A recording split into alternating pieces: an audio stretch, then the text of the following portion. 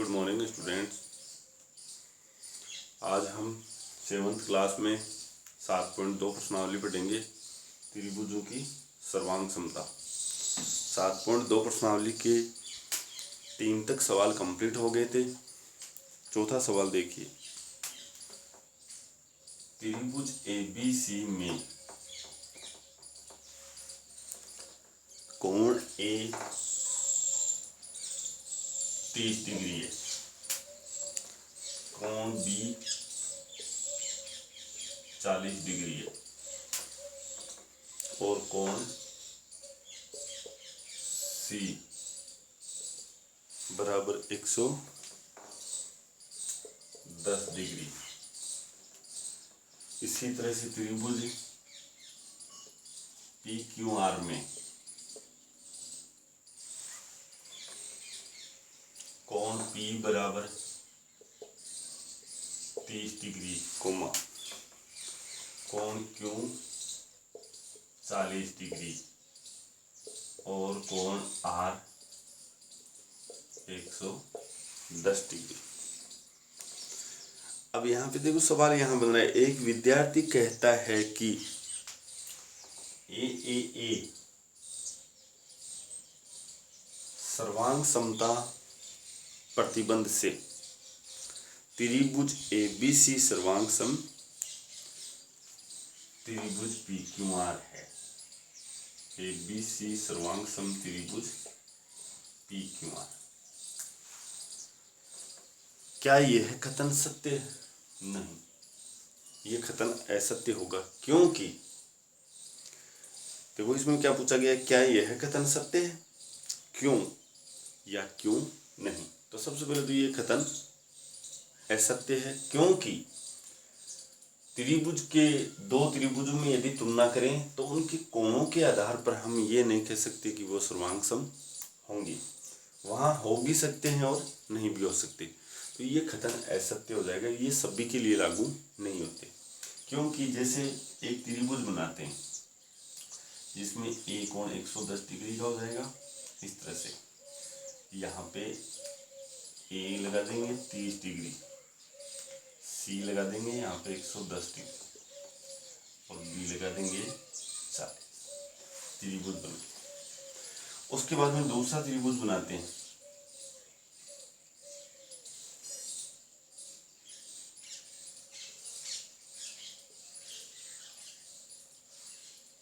यहाँ पे 110 डिग्री यानी कि R लगाएंगे और यहाँ हम P लगा देंगे 30 डिग्री और Q। दोनों में कोणों की समानता है, दोनों त्रिभुजों में कोणों की समानता है।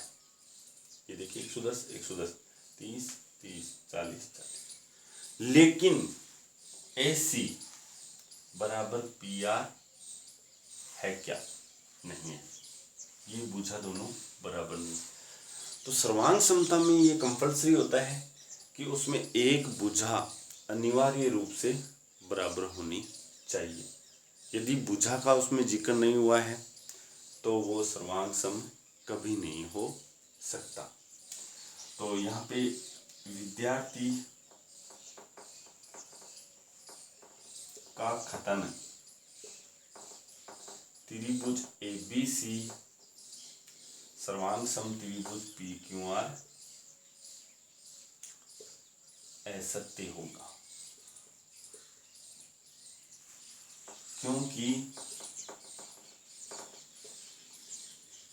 कोणों के आधार पर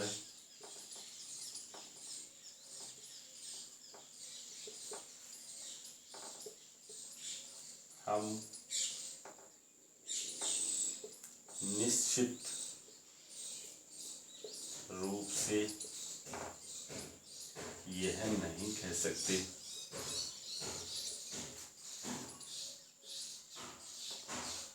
कि दोनों त्रिभुज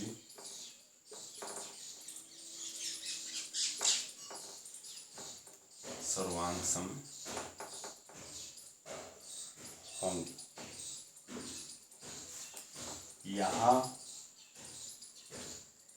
AC बराबर PR नहीं है। अतः ये कथन असत्य ही होगा। इस तरह से इसका जवाब देना है।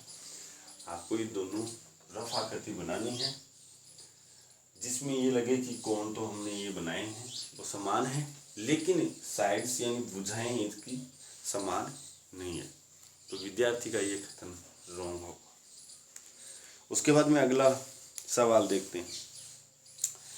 5वां सवाल, आकृति में दो त्रिभुज है ART और OWN सर्वांग सम है।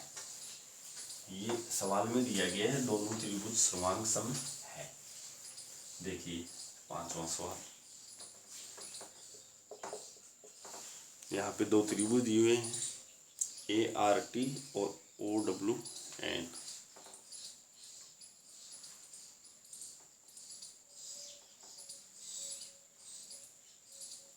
ART यहाँ A है और यहाँ R है। उसके बाद में OWN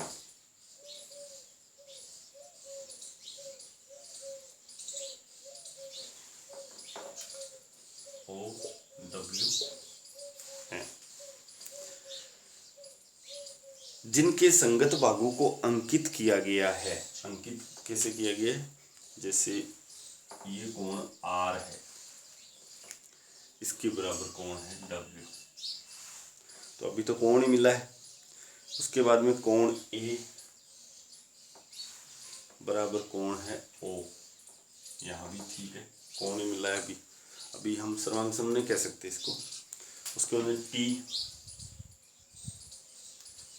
और इसके बराबर है N, ये तीनों कोण। तो तीनों कोणों के आधार पर तो हम कभी भी नहीं कह सकते कि ये सर्वांग सम होंगे। उसके बाद में इसकी भुजा दे रखी है AT, इसके बराबर है NO, AR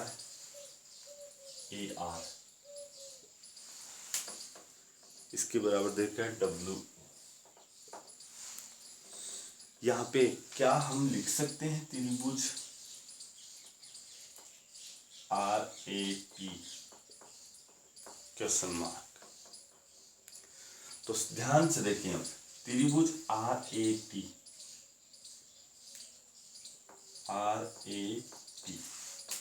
R पढ़ना है आपको, फिर AT। R एक की तरफ आए तो यहाँ पे दो डंडे आपको दिख रहे हैं। A कोण पर आए, इसमें भी दो लाइन घुमाई, फिर T आई, यानी कि दो वाले, फिर दो वाला कोण और एक। तो इधर से दो स्टार्ट देखो कैसे करना है, इस लाइन से करना है WON। देखिए यहाँ पे W सिंगल है, सिंगल वाले से चले, फिर दो वाली लाइन पे जाएं और सामने कोण दो वाले डंडे पर जाएं, तो WON। आप इसको सर्वांग सम लगा के, यहाँ सर्वांग सम का चिन्ह, त्रिभुज WON ये होगा। इसका केवल इतना ही लिखना है। सेम इस त्रिभुज में जो कंडीशन दिखाई है आपने, वो ही इसमें दिखाना है। देखिए इधर आप लोग RAT लिख रहे हो, तो RA 1 2 फिर 3, तो यहाँ से 1 2 3 1 2। दूसरी बात, अगर भुजा की बात करें तो दो वाले डंडे हैं, तो दो वाले बीच में आना चाहिए, ये आ गया। उसके बाद में छठा सवाल देखिए, सवाल नंबर 6 देखिए, कथनों को पूरा कीजिए। ये कथन दिए हुए हैं, इनको पूरा करना है। त्रिभुज दिया हुआ है,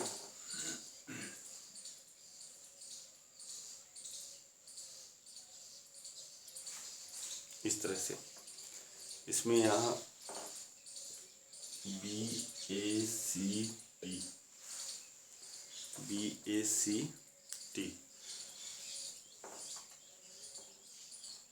उसके बाद में इसके चिन्ह अंकित किए गए हैं, वो भी लिखिए।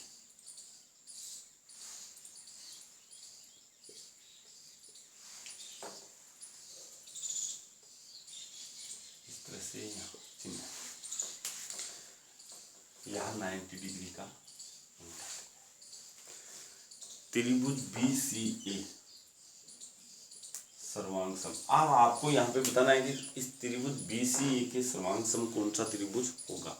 तो BCA यहाँ ये त्रिभुज ये दोनों हैं तो सर्वांग सम। देखो क्यों है, ये भुजा होगी, उसके बाद में ये भुजा दो भुजा होगी। यहाँ कोण देख लीजिए, ये कोण और ये कोण हो गए, या फिर ये कोण और ये कोण हो गया। 90 डिग्री का है ये, तो ये भी 90 का होगा, क्योंकि सरल रेखी कोण बन रहे हैं यहाँ पे।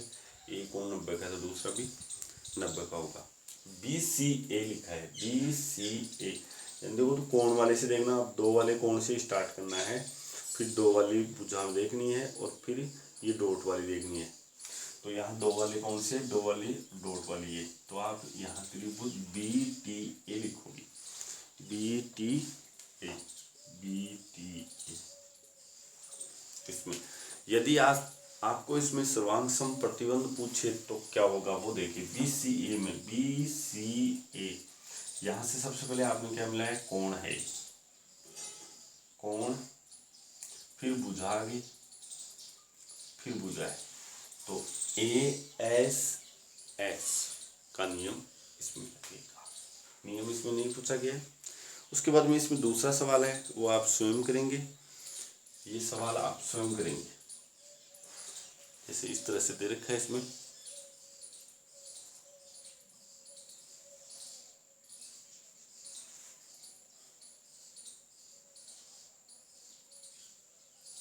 इस तरह से यहाँ PQR है,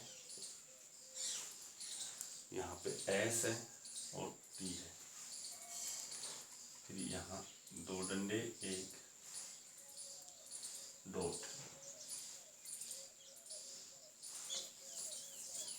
उसके बाद में ये भुजा, ये भुजा, ये भुजा, ये भुजा। इसका मतलब ये चारों भुजाएं हमारे पास समान है, समद्विबाहु त्रिभुज है इस तरह से। तो इसमें आपको लिखना है त्रिभुज QRS, इसके सर्वांग सम कौन सा त्रिभुज होगा, ये आपको लिखना है। तो जैसा QRS को लिखा गया है, QRS को लिखा गया, वैसे आप इसको लिखोगे, ये स्वयं करोगे। नेक्स्ट हमारे पास है सातवां सवाल। सातवां सवाल देखिए,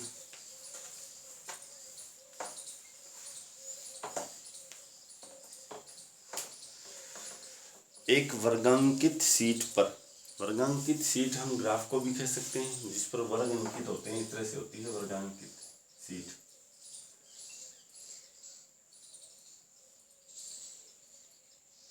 ऐसी शीट होती है जिसमें वर्ग बने हुए होते हैं, तो आप ग्राफ पेपर ले सकते हैं।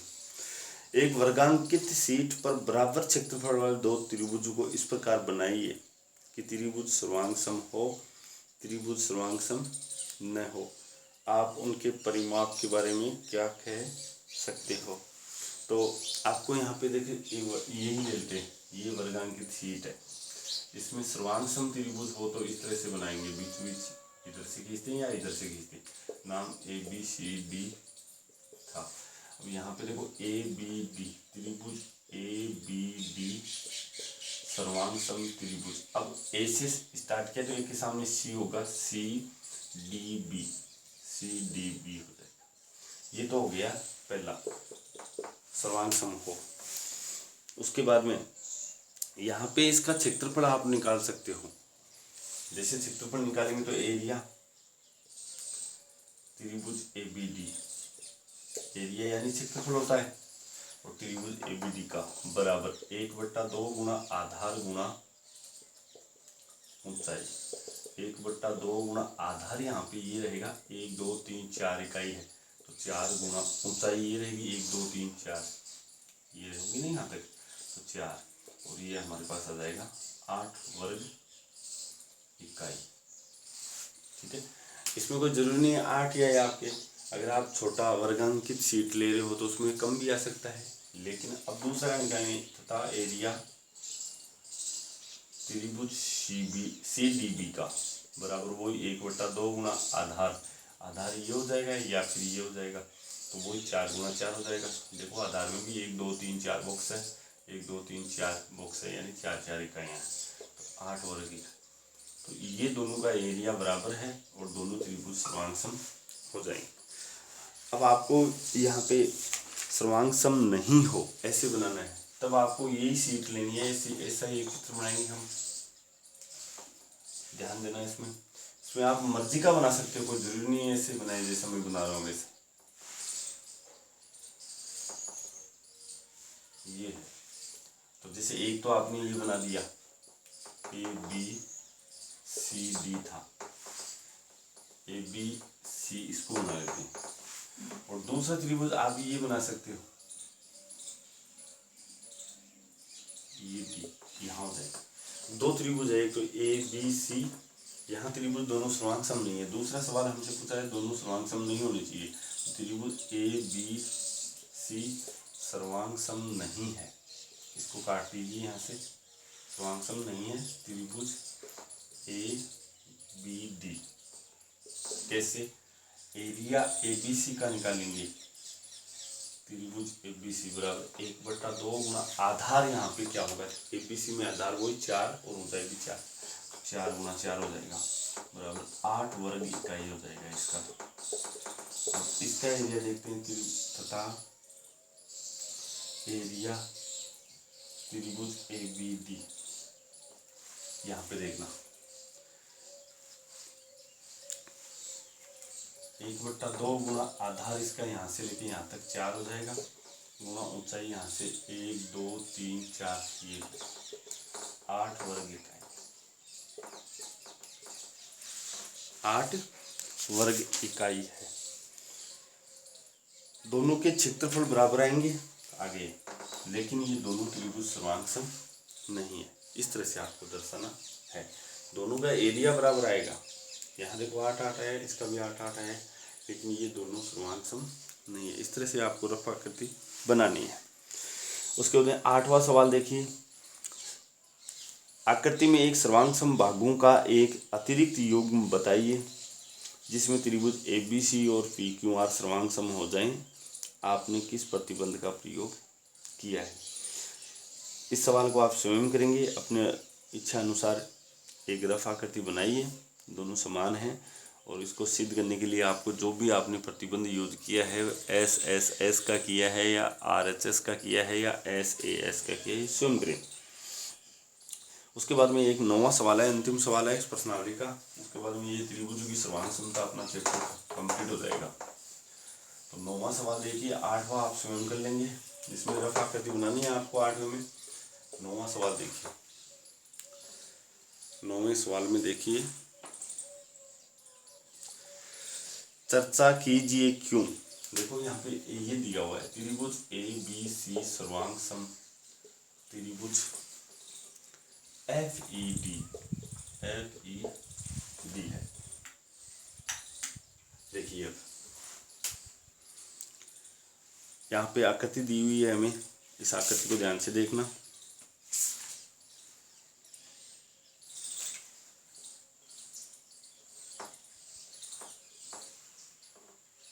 ABC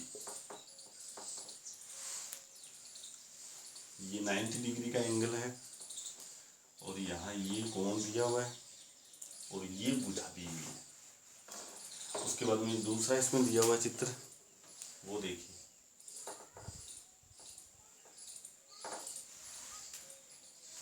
DEF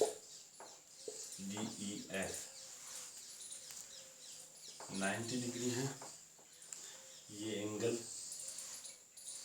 और ये भुजा। अब यहाँ पे यदि आपको किसी त्रिभुज में समकोण त्रिभुज दिखे तो आप ये भी कह सकते हो कि वहाँ पे RHS का नियम लग सकता है। RHS के नियम में सबसे पहले पहचान क्या होती है, समकोण दोनों में होना चाहिए, हो गया। उसके सामने वाली भुजा यानी कि कर्ण है, सामने वाली भुजा कर्ण ये है AC, और DF बराबर होना चाहिए, तब RHS का नियम लग सकता है। यहाँ पे देखो AC बराबर DF कोई सूचना नहीं है हमारे पास, तो RHS का नियम नहीं लगेगा। उसके बाद में देखते हैं हम नियम कौन सा लगेगा। इसमें देखो त्रिभुज ABC सर्वांग सम त्रिभुज FED है क्या, ये बताना है आपको। तो त्रिभुज ABC, A इस कोण से, फिर दूसरा कोण और फिर भुजा है यानी AAS। तो यहाँ भी देखना वही FED से स्टार्ट करेंगे, F कोण है, दूसरा EB कोण है और D भुजा आगे। तो ये सत्य होगा और नियम इसमें लग जाएगा, यहाँ पे लिख देना सत्य। ब्रैकेट में आप लोगों को यहाँ पे इसका वो सर्वांग सम प्रतिबंध लिखना है। तो सर्वांग सम प्रतिबंध हो गया AAS, सर्वांग सम प्रतिबंध। इस तरह से आपको ये सवाल करना है। इस तरह से हमारी 7.2 प्रश्नावली कंप्लीट हो जाती है। कल हम दूसरी प्रश्नावली पढ़ेंगे आगे वाले। Thank you.